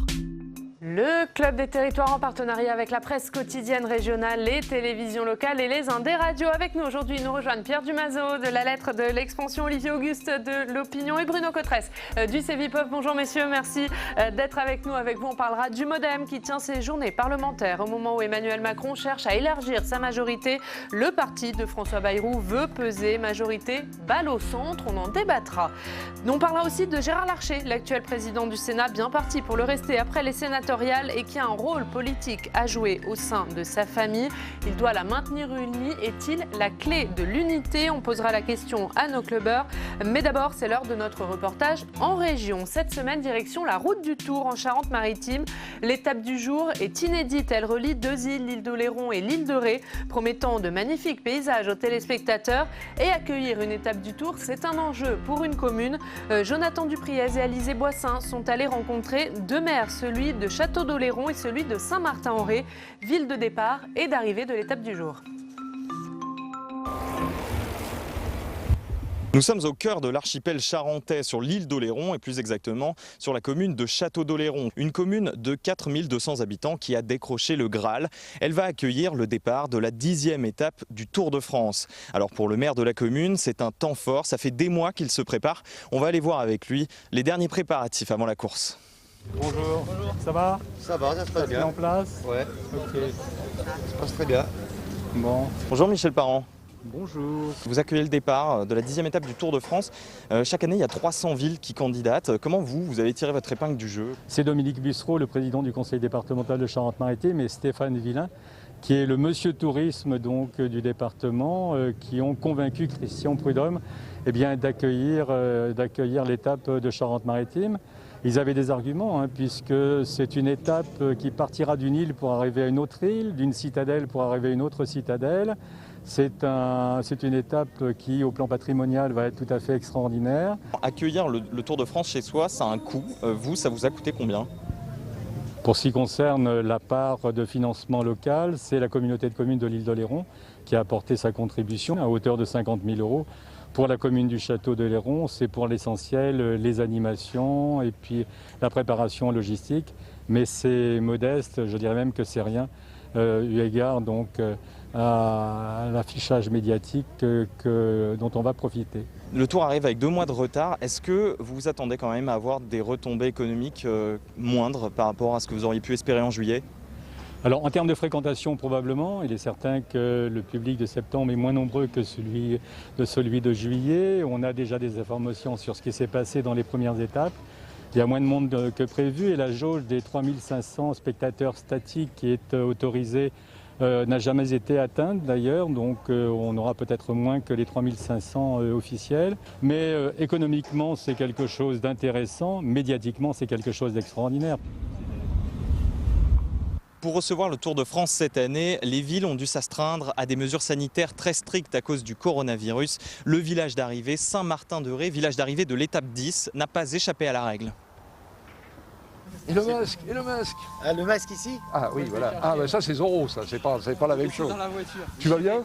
Bonjour Patrice Deschlette, vous êtes le maire de Saint-Martin-de-Ré. Le Covid, dans une ambiance de Tour de France, qu'est-ce que ça change pour vous? Vous avez un cahier des charges drastique de mesures à appliquer? On voit tous les jours le virus progresser, donc on est obligé, pour pas être, on voudrait pas être responsable d'un cluster sur Saint-Martin. Ce serait une très mauvaise publicité, une très mauvaise image aussi pour le Tour. Non, on est obligé de se conformer aux règles sanitaires.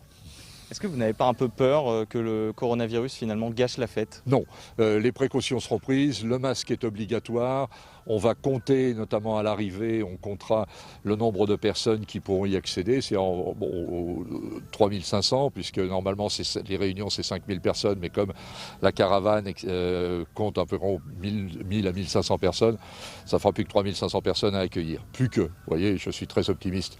Mais le long de la route, tout le monde pourra profiter vraiment de cet événement exceptionnel.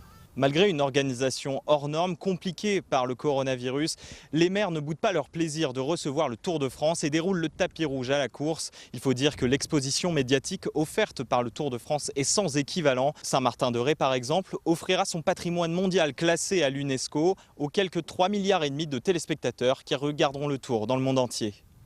Et voilà pour ce reportage de Jonathan Dupriez, Alizé Boissin sur la route du Tour. Ils poursuivent leur périple demain, toujours en Charente-Maritime. On parlera cette fois plus du rôle du département, des départements d'ailleurs en général dans ce Tour de France. Et on va donc débuter ce club. Rebonjour messieurs, en parlant de ce Tour de France qui a donc lieu exceptionnellement au mois de septembre. On l'a vu, étape du jour entre 2 îles, l'île d'Oléron et l'île de Ré. Et on l'a vu dans ce reportage, c'est le Tour de France, c'est pas seulement du sport. Olivier Auguste, c'est aussi un enjeu pour les communes en termes de publicité, en termes de retombées économiques aussi. Bien sûr, oui. Et d'ailleurs, on voit qu'au fil des années, le nombre de villes qui postulent pour accueillir une étape du Tour de France est très stable. 300, 400, c'est ce qui était évoqué dans le reportage. Donc on voit bien qu'il y a un intérêt immédiat parce que c'est des nuitées d'hôtel, c'est des repas au restaurant, c'est des courses qui sont faites localement. Probablement un petit peu moins cette année avec le contexte qu'on connaît, mais il y a au-delà de ça, évidemment, les retombées sur la renommée, sur le tourisme, avec les paysages toujours magnifiés un peu par la télévision, et on sait que c'est des choses qui attirent durablement. L'un des premiers qui avait très très bien compris ça, c'était René Menory. Le Futuroscope à peine construit, il s'était débrouillé pour que le Tour de France, je crois que c'était en 90, démarre du Futuroscope, qui venait vraiment de sortir de terre et ça avait fait une publicité non seulement évidemment régionale, nationale, mais même mondiale pour ce parc d'attractions qui venait d'être lancé dans la Vienne. Oui, puisque Jonathan le rappelait, ce sont 3 milliards de téléspectateurs à travers le monde qui regardent ces images du Tour de France. Enjeu collectivité et puis le sport, le Tour de France, c'est aussi très politique, Bruno Cotresse. Oui, de toute façon, dans tout grand événement sportif, il y a toujours une dimension politique. Mais alors, dans le Tour de France, elle est particulièrement présente. Et notamment cette année, dans cette France qui est si durement touchée par la crise du coronavirus. Et puis avec Jean Castex, qui est un Premier ministre qui veut incarner la France des territoires. Alors là, vraiment, avec le Tour de France, on y est dans la France des territoires, des départements, des routes nationales, des petites communes qui sont traversées. Et c'est vrai que Jean Castex s'est déjà rendu sur le Tour de France. C'est lui qui veut tellement donner à voir... Victoire française, d'ailleurs, voilà, sur le Tour. Victoire française en plus. C'est lui qui veut tellement donner à voir aux Français que ça repart, qu'il faut aller de l'avant, qu'il y a le coronavirus, mais qu'en même temps, il faut se mobiliser pour la reprise économique. C'est vrai que c'est un sacré beau symbole, ce Tour de France. Les coureurs vont vite, continuent d'aller très vite, et Jean Castex, évidemment, souhaite montrer que l'économie aussi doit repartir. Et il a délivré d'ailleurs ce message à l'issue de l'étape à laquelle il participait. Désormais, c'est la preuve, ce Tour de France est la preuve qu'il faut apprendre à vivre avec ce virus. C'est ça, voilà. Et c'est vrai que le Tour de France, ça représente toujours dans le calendrier de l'actualité française le moment, c'est un symbole de l'été, le Tour de France fondamentalement. Il n'a pas pu avoir lieu à ses dates habituelles du mois de juillet. Donc là, on est sur un symbole de la reprise pour l'automne. Et effectivement, le Tour de France, avec sa caravane, avec moins de spectateurs cette année, c'est vrai que ce n'est pas un Tour de France comme les autres années, mais néanmoins, ça reste aux yeux des Français une des fêtes populaires du sport. Et ça reste un symbole, ce Tour de France, Pierre Dumazeau. Oui, absolument. J'adhère avec tout ce qui vient d'être dit. Et j'ajouterai juste sur, effectivement, toutes les politiques, tous les présidents, ils sont allés, ont fait au moins une étape. Et puis, ce qu'il faut dire aussi, c'est que c'est un hymne magnifique à notre pays aussi. Les paysages, les territoires, comme on l'a rappelé, les villes importantes. Là, on va voir l'étape magnifique Île-d'Oléron, Île-de-Ré. C'est des coins vraiment très, très beaux. Donc ça aussi, c'est important, je pense. Et c'est un peu la France des campagnes, des petites villes. Et c'est notre consoeur Béatrice Souchard, qui est grande spécialiste de la politique et du vélo, qui me racontait ça quand Christian Prudhomme, le patron du Tour, pendant l'année, va en repérage à droite, à gauche. Les gens lui disent merci de passer par chez nous. C'est des endroits qu'on voit jamais. C'est la France qu'on voit pas à la télé. C'est un petit peu la France des Gilets jaunes aussi.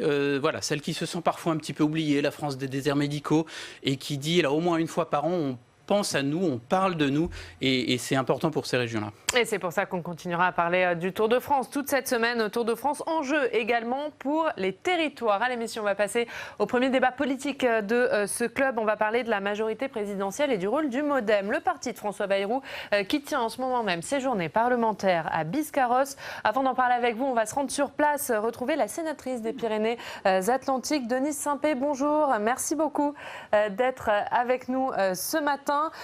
Journée parlementaire, Denise Saint-Pé, à quelques jours maintenant des élections sénatoriales. Il y a peu de sénateurs MoDem au Sénat. Quelles sont les ambitions de votre parti pour ces sénatoriales ?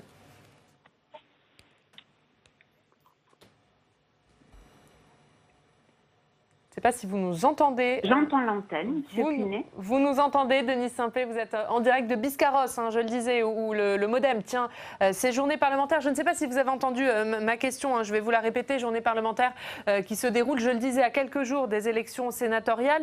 Et les sénateurs MoDem sont peu nombreux ici au Sénat. Quelles sont les ambitions de votre parti pour ces sénatoriales ?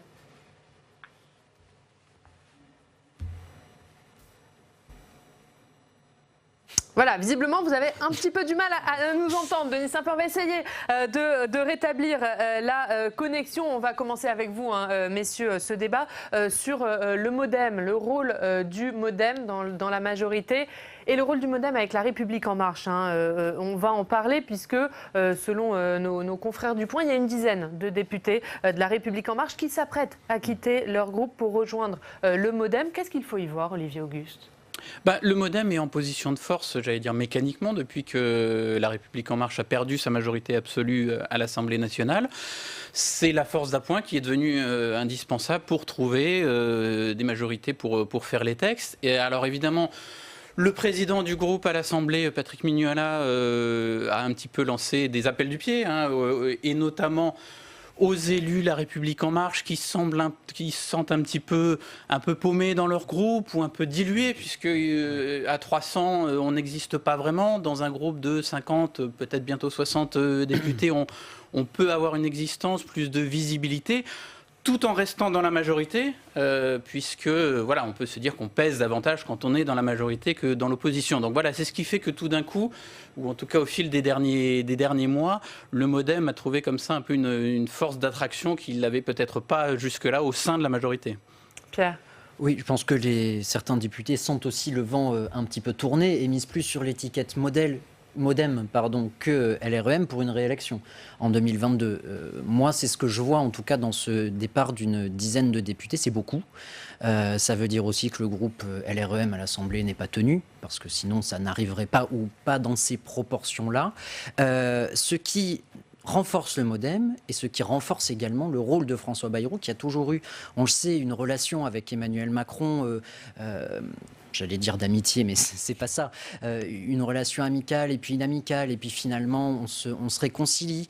Faut pas oublier que François Bayrou, c'est l'homme qui a fait gagner plus 5 points à Emmanuel Macron pendant l'entre-deux tours. C'est l'homme qui l'a fait élire un peu plus confortablement qu'Emmanuel Macron l'était. Et puis LREM a besoin de forces d'appoint. Le MoDem, Agir, on peut, alors l'UDI dans une moindre mesure, mais LREM aujourd'hui a besoin de ces forces-là et le MoDem, force est de constater que c'est un parti, et François Bayrou, c'est là où on voit qu'il est très politique, c'est que le MoDem, c'est un parti qui a toujours su placer ses ministres au poste clé. François Bayrou a fait un forcing incroyable, mais à chaque fois il a réussi, à chaque changement de gouvernement. Donc aujourd'hui, François Bayrou, là où il est malin, c'est qu'il devient absolument incontournable en Macronie, et on le voit, il a même réussi à faire de l'étiquette MoDem quelque chose de plus attirant et de plus rassurant que La République En Marche, parce que le MoDem, ça a toujours été un parti d'élus dans les territoires. Donc ça, c'est quelque chose de rassurant et c'est un vrai tour de force pour François Bayrou, qu'on disait il y a 2 ans et demi, enterré par les affaires, etc. Mais force est de constater qu'il est toujours là. Désormais l'homme fort de cette majorité présidentielle, François Bayrou. Il est renforcé, c'est sûr. Alors après, est-ce que c'est l'homme fort ? Je ne suis pas certain que ce soit en même temps l'homme fort de la majorité, parce que François Bayrou, il a une notoriété très importante. Les Français le connaissent très bien, évidemment. Donc lui, il n'y a pas de souci. Par contre, le MoDem, c'est un objet un peu plus mystérieux pour beaucoup de Français. Certes, ils vont avoir plus de députés. S'il y a des députés de La République En Marche qui tombent dans le groupe MoDem, ils vont peut-être arriver à une 50aine de députés maintenant. Mais dans les profondeurs du territoire, quand on regarde la géographie électorale, notamment du vote centriste et du vote MoDem, c'est quand même très concentré dans un certain nombre de départements, notamment le département de François Bayrou.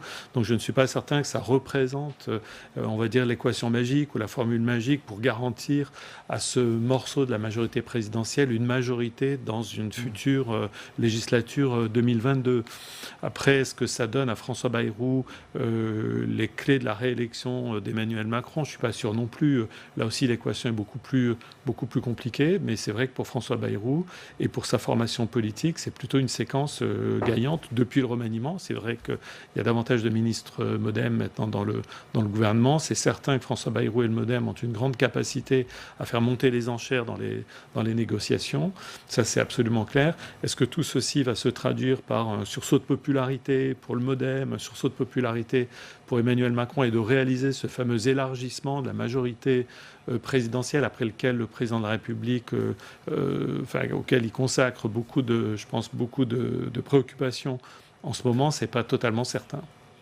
Un mot rapidement avant de retourner voir Denis Saint-Pé, puisqu'on parlait du rôle du MoDem. Est-ce qu'ils sont en train de devenir un allié encombrant pour La République En Marche en vue de 2022 ? François Bayrou, en tout cas, a toujours su être autonome et naviguer comme il avait envie. Et d'ailleurs, il n'a pas toujours été raccord ces dernières semaines avec ses propres troupes à l'Assemblée, puisque lui, il n'avait pas trop envie qu'on se fâche trop avec La République En Marche et avec le président, alors qu'il attendait sa nomination comme haut commissaire au plan. Donc, non, après, je suis effectivement pas sûr que ça passionne les lecteurs de base, ces enjeux. Je passe de En Marche au MoDem, et puis on va monter une confédération ou un intergroupe entre tout ça. Franchement, je ne suis pas sûr que ça passionne les gens. Malgré l'implantation locale limitée dont vous parliez du MoDem, si on raisonne en relatif, c'est toujours plus qu'En Marche. En Marche dans les territoires, il n'y a pas de truc, c'est des structures fantômes, il n'y a pas de militants, il n'y a pas d'animation locale, donc il y a peut-être ce tout petit plus qui est apporté par le MoDem. Allez, on va continuer à parler de ce rôle du MoDem, notamment dans les territoires. On va retourner à Biscarrosse, retrouver Denis Saint-Pé. Denis Saint-Pé, rebonjour, je crois que vous nous entendez.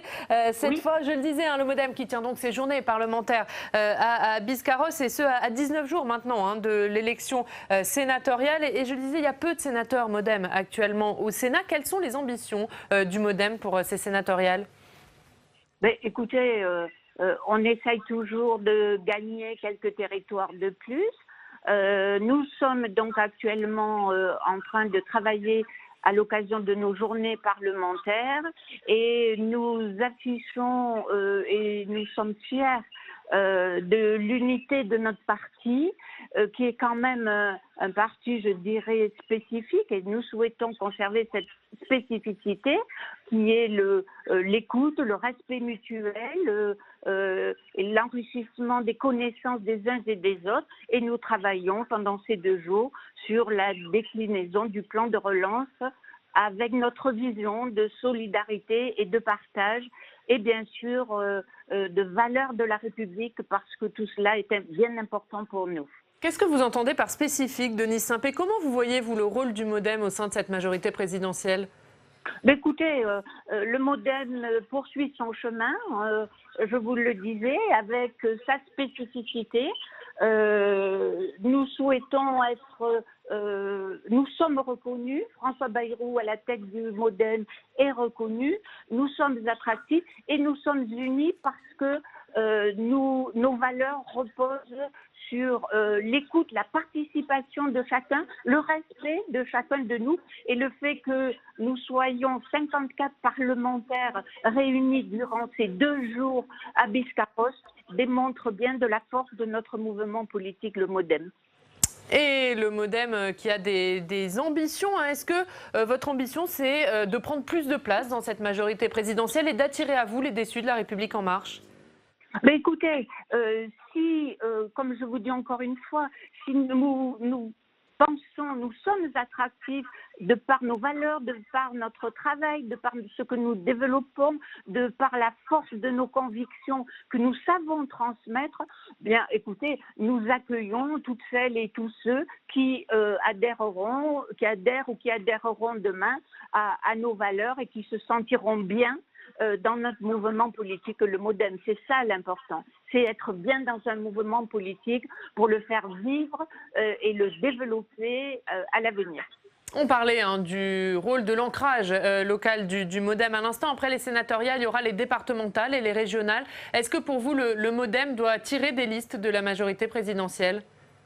Bien, écoutez, nous commençons à travailler sur cette notion des élections régionales et départementales, mais bien entendu, le MoDem tiendra toute sa place en tant que leadership dans les différents territoires. Clairement, ça veut dire des têtes de liste. Certainement. Merci beaucoup. Merci Denise Saint-Pé d'avoir été avec nous en direct depuis Biscarrosse, où le MoDem tient donc ses journées parlementaires. Et on l'entend avec la sénatrice, on en parlait, cette importance. Est-ce que finalement, des territoires, est-ce que le MoDem, il apporte à La République En Marche l'ancrage local qu'il n'a pas? Bien sûr. Est-ce que, c'est pallié aux faiblesses de La République En Marche. Et aujourd'hui, LREM n'a pas réussi à imprimer sa marque dans les régions. On l'a vu avec l'incroyable, pas si incroyable que ça, mais avec l'échec des élections municipales. Donc oui, le MoDem, c'est un allié effectivement très important parce qu'il y a des élus locaux, il y a aussi des structures locales qui sont fournies. Il y a des militants, il y a des personnes au MoDem. Donc, alors pas full, mais il y a quand même des gens. Donc ça, c'est important. Et effectivement, le MoDem apporte à En Marche ce maillage territorial qu'ils n'ont pas réussi parce que c'est un jeune parti et aussi parce qu'ils n'ont absolument pas su faire ça. Donc oui, le MoDem, aujourd'hui, c'est important pour La République En Marche. Et la majorité présidentielle qui cherche à s'élargir. Et on va parler d'un homme, c'est Jean Castex. Il sera aux journées parlementaires du MoDem. Il sera aussi à celle de La République En Marche à Amiens. Justement, on va en parler avec Jean-Marc Chevauché. Bonjour Jean-Marc Chevauché, vous êtes rédacteur en chef adjoint du Courrier Picard. Merci beaucoup d'être avec nous en direct depuis Amiens. On va parler des journées parlementaires de La République En Marche dans quelques instants. Mais d'abord la une du Courrier Picard qui en veut aux chevaux. Et oui, nous reparlons des chevaux, vous savez, avec ces mutilations qui se multiplient un petit peu partout en France. Il y a eu une interpellation hier à ce propos, et Gérald Darmanin et Julien Denormandie, ministre de l'Intérieur et ministre de l'Agriculture, étaient dans l'Oise hier, département de la Picardie, très connu pour ses élevages de chevaux. C'est là qu'on a Chantilly, c'est là qu'on a de nombreux élevages de chevaux de course également, et des exactions sur les animaux ont eu lieu dans ce département. Les ministres se sont déplacés pour appeler à la prudence et essayer de contenir la colère des éleveurs, puisque ce que veut à tout prix éviter le ministre de l'Intérieur, c'est que les éleveurs de chevaux ne fassent justice eux-mêmes. Et l'autre sujet à lire aujourd'hui dans le Courrier Picard, je le disais, c'est à Amiens que La République En Marche va donc tenir ses journées parlementaires. La majorité vient se remettre en marche, c'est le titre de l'article. Exactement, ils vont être sur les terres de Barbara Pompili, la ministre de l'écologie, et Jean Castex est attendu cette semaine. Mais auparavant, il va y avoir le vote qui va nous donner le nom du prochain président de groupe de LREM à l'Assemblée nationale. Vous savez que 5 candidats sont sur les rangs pour succéder à Gilles Legendre, qui avait annoncé son départ pendant cet été. Le scrutin s'annonce assez ouvert entre Christophe Castaner, l'ex-ministre de l'Intérieur, Aurore Berger, François de Rugy, l'ex-ministre de la Transition écologique, Coralie Dubost, la compagne du ministre de la Santé, et Patrice Anato, le député de Seine-Saint-Denis. Et on ne sait pas encore comment va se dérouler cette élection, mais ce qui est sûr, c'est que cette semaine, un nouveau président de groupe sera là, et évidemment, LREM est venu à Amiens, où Emmanuel Macron avait lancé son mouvement En Marche avant de conquérir le palais de l'Élysée.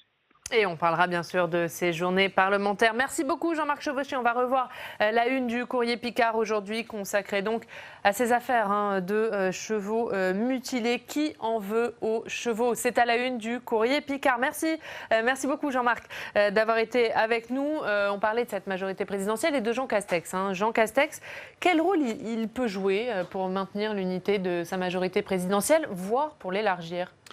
Un rôle important, puisque sur les épaules de Jean Castex repose une donnée absolument fondamentale. On avait vu qu'Emmanuel Macron avait plutôt donné le sentiment aux Français qu'il était hors sol, qu'il n'avait pas d'attache territoriale, et beaucoup de Français même avaient tiré la conclusion qu'on ne savait pas très bien où était le président de la République. Et Jean Castex, c'est ça le casting de son remplacement, du fait qu'il a été nommé pour remplacer Édouard Philippe, c'est d'ancrer encore davantage le message dans la France des territoires. Donc il a un rôle tout à fait important pour animer la majorité présidentielle et lui permettre de reconnecter davantage aux préoccupations des Français. Alors ça, c'est l'intention, c'est le projet. Ça ne veut pas dire que ça va marcher forcément ou que ça inspire aux Français parce que Jean Castex a un accent du sud-ouest, qu'il parle beaucoup de territoires, il est en phase avec les préoccupations des Français. Sur La République En Marche et sur comment Jean Castex peut jouer un rôle, ou comment le nouveau responsable de La République En Marche peut jouer un rôle. Je voudrais rappeler qu'on avait conduit, il y a un peu moins de 2 ans, une grande étude sur les adhérents de La République En Marche que nous avions réalisée avec l'Institut Terra Nova, en partenariat avec nous, le CEVIPOF, et on avait identifié un certain nombre de familles politiques à l'intérieur de La République En Marche, et on disait qu'au fond, ce parti, il avait ce mouvement politique, il avait des forces et des faiblesses, et ce qui faisait sa force, c'était les faiblesses des autres, le leadership d'Emmanuel Macron, la question de l'Europe, l'éducation, mais par contre, il y avait des faiblesses. Et dans les points de faiblesse, nous avions parfaitement identifié il y a 2 ans l'existence de différentes cultures politiques ou familles politiques. C'est diversifié, La République En Marche, c'est pas un seul bloc non plus. Allez, on va parler d'un autre parti, ce sont les Républicains. Les ambitions s'aiguisent chez les Républicains qui cherchent à maintenir leur unité. Un homme pourrait jouer un rôle clé dans cette tâche difficile, c'est Gérard Larcher, le président du Sénat, qui en attendant est en campagne pour conforter sa majorité sénatoriale. On en parle avec Alex Poussard.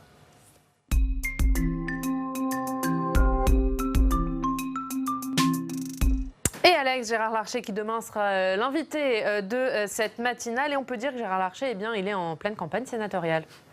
Effectivement, Oriane, Gérard Larcher mène la campagne des sénatoriales avec pour objectif renforcer la majorité de droite et du centre au Sénat. Et pour ce faire, il réalise un tour de France des départements où il va soutenir les listes de la droite et du centre au sénatorial. Il est par exemple allé dans le Gard soutenir la liste Les Républicains emmenée par Vivette Lopez. On le voit avec cet article de Midi Libre. Gérard Larcher s'est déplacé également dans le département du Rhône, soutenir le sénateur LR du Rhône, François-Noël Buffet, qui se représente au sénatorial. Mais le président du Sénat va également voir les petits nouveaux, les nouveaux candidats de la droite au Sénat. C'est le cas de Thibaut Guignard, candidat Les Républicains dans le département des Côtes-d'Armor en Bretagne. On le voit avec cet article du journal Ouest France. Alors dès qu'il peut s'exprimer, Gérard Larcher n'hésite pas à rappeler le bastion d'élus locaux que possède le parti Les Républicains, et ce sera très important pour les élections sénatoriales. Écoutez-le, c'était lors des universités d'été du parti LR dans les Yvelines le week-end dernier. Montrer que les Républicains, c'est d'abord la première force politique territoriale de ce pays. Ça doit être votre priorité pour les mois qui viennent. Je vous le dis, En ces temps où jamais la défiance n'a été aussi grande, quels sont les élus qui conservent la confiance des Français? Quelles qu'aient pu être les difficultés des municipales ce printemps? C'est d'abord les élus locaux. Gérard Larcher est très proche des élus locaux, mais il est également très présent dans le débat actuel sur l'insécurité et il n'hésite pas à interpeller par médias interposés le ministre de la Justice, Éric Dupond-Moretti. Souvenez-vous, c'était la semaine dernière. D'abord, le garde des Sceaux, je voudrais lui dire très directement que la sécurité et l'insécurité, ce n'est pas un sentiment, c'est une réalité. Nous sommes le 3e pays le plus mal classé des 27 de l'Union européenne en matière de vol. Le 2e pays le plus mal classé en matière d'agression. C'est le pays où il y a le plus, en chiffre absolu, d'homicides. C'est le pays où il y a eu, en 2018, 20 000 policiers et gendarmes blessés. Et donc, il ignore tout ça. C'est une réalité. Est-ce qu'il l'ignore Et un Gérard Larcher très offensif sur la question de l'insécurité. On rappelle qu'il est également en campagne pour la présidence du Sénat, une élection qui aura lieu le jeudi 1er octobre, après les sénatoriales. Les sénateurs éliront le président du Sénat pour un mandat de 3 ans. Et Gérard Larcher est très bien parti pour obtenir un 4e mandat. Merci beaucoup Alex. À tout de suite pour la revue de presse régionale. Pierre Dumazeau, on le voit, Gérard Larcher sur tous les fronts. C'est l'homme clé pour maintenir l'unité des Républicains. Alors c'est l'un des hommes clés. Moi je ne suis pas très objectif parce que je trouve très bon Gérard Larcher, que ce soit en meeting ou dans ses interviews. Oui, c'est l'un des hommes clés des Républicains. Déjà, il faut quand même rappeler que c'est le 2e personnage de l'État. Il a raison lorsqu'on l'a entendu au meeting LR sur le maillage territorial des élus LR. Et puis oui, Gérard Larcher, il est attaché à sa famille politique, il est représentant de cette droite un petit peu maintenant fantasmée par les cadres un peu plus jeunes, mais c'est aussi un témoin de l'époque où la droite était victorieuse, où la droite réfléchissait, où elle avait du courage et où elle n'avait pas peur de dire les choses.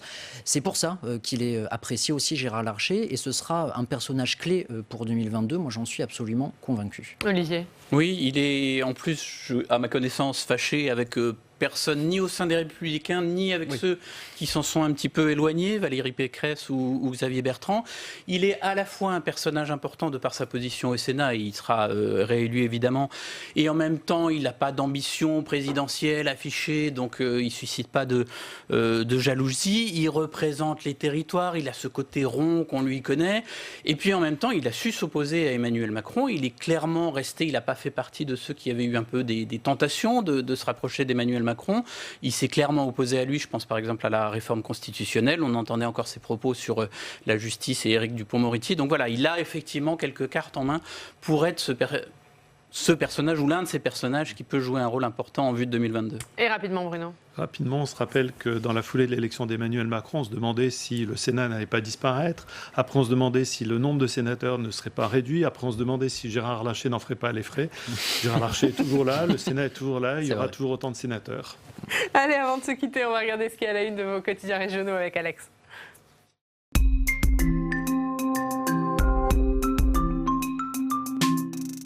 Et Alex, qu'y a-t-il à la une de la presse régionale aujourd'hui ? Bonjour à tous, et à la une de la presse régionale, on parle d'insécurité, notamment à la une de la Dépêche du Midi avec une nouvelle fusillade qui a éclaté hier à Toulouse, dans le quartier Lalande. Un jeune homme de 18 ans a été abattu, criblé de balles. C'est la 11e fusillade qui a lieu dans la ville rose et au total, 3 personnes sont décédées.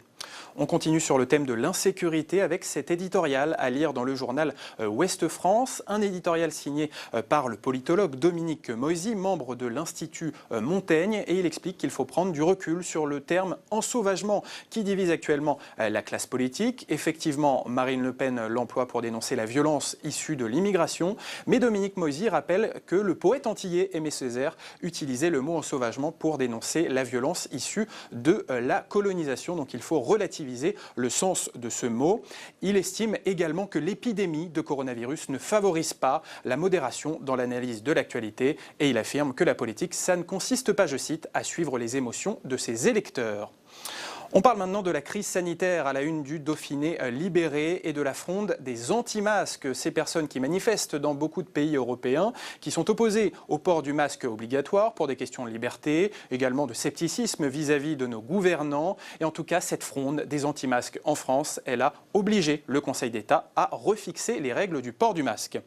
Et puis sur le plan sanitaire, on va aller dans l'Aveyron, à la une du journal Centre Presse, le journal de l'Aveyron, où les cas de Covid-19 se multiplient. Un cluster a été détecté dans un EHPAD à Sévérac et le virus circule activement dans des écoles, dans des crèches et également via des associations sportives. Merci beaucoup Alex, il me reste 5 secondes pour montrer la une de Pierre Dumazeau, la lettre de l'expansion nouvelle formule. Désolé Pierre, on en parlera mardi prochain. Nouvelle formule et votre édito, moment régalien, la une de l'opinion, c'est le Brexit. Le nouveau bluff de Boris Johnson et un dessin que je vous laisse apprécier dans les 2 secondes qui nous restent. Voilà, on regarde ce dessin. Merci beaucoup, merci messieurs, merci Bruno Cotresse d'avoir été avec nous. On se retrouve demain, émission spéciale Gérard Larcher face à la PQR entre 7h30 et 8h30. Rendez-vous donc demain sur Public Sénat. La presse quotidienne régionale et les télévisions locales vous ont présenté le Club des Territoires.